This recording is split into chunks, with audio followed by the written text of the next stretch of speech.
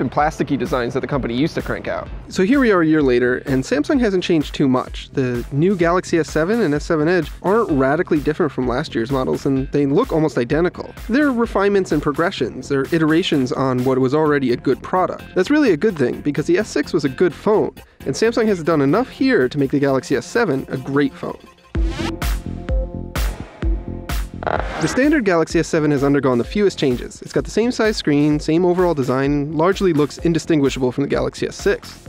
It's still glass and metal, and there isn't a shred of plastic to be found. It's a little bit softer and a little bit easier to hold, and it's also slightly thicker with a more rounded back, which makes it more comfortable in your hand, but other than that, it's pretty much the same phone. But the S7 Edge has undergone a number of changes that really make it head and shoulders better than its predecessor and smaller sibling. Well, for starters, it's got a larger 5.5-inch display. It's still Super AMOLED, still Quad HD resolution, and it's still stunning to look at. It also still has those curved sides on the front, but now the back has a slight curve too, which makes it way more comfortable to hold and easier to pick off of a flat surface. Now, I don't want to get too crazy here, but it really feels like the S7 Edge might be the nicest phone I've ever held. And I've held a lot of phones. Now let's talk about those curves. Samsung's been putting curved screens on phones for a couple of years, and well, it's always felt like a bit of a gimmick. But the S7 Edge actually proves that there's a reason for those curves. It allows for a larger display without making the phone huge. In fact, it's notably narrower than other phones with similar size screens. Look at it next to an iPhone 6s Plus, or a Nexus 6P, or the LG G4, or even Samsung's own Note 5.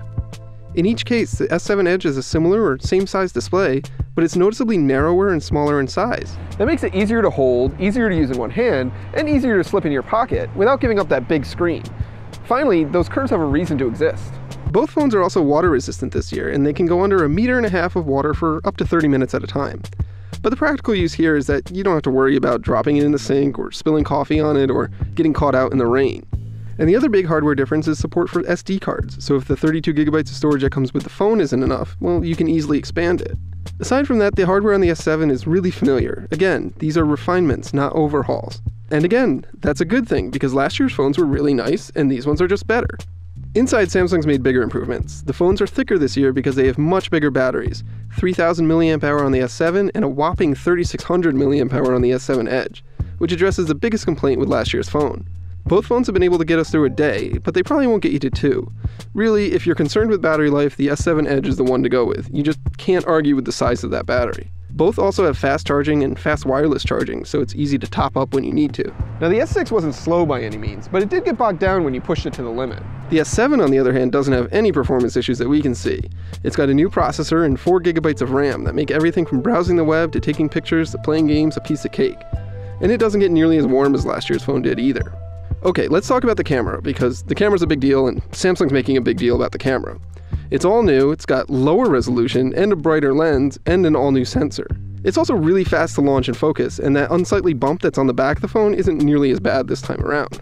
It takes great pics in all kinds of lighting situations, but truth be told, it's not hugely different from the S6's camera. It still produces yellowish images in low light, and if you zoom in all the way, there's a good amount of over-sharpening happening. But those are pretty minor complaints. I had no problems trusting the S7 to take pics when I needed it to, and was often very happy with the results.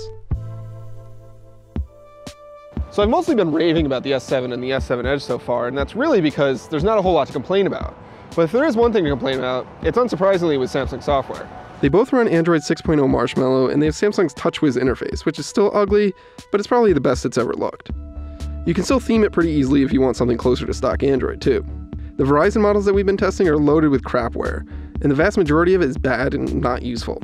It'd be really great if Samsung stood up to carriers and stopped them from loading up otherwise great phones with a bunch of useless apps, but that hasn't happened here. Samsung has added a couple of new software features, like a bigger Edge screen on the S7 Edge. It's twice as wide as before, so it shows more information and you can do a little bit more with it than you could last year. But it's still pretty gimmicky, and I ended up turning it off most of the time.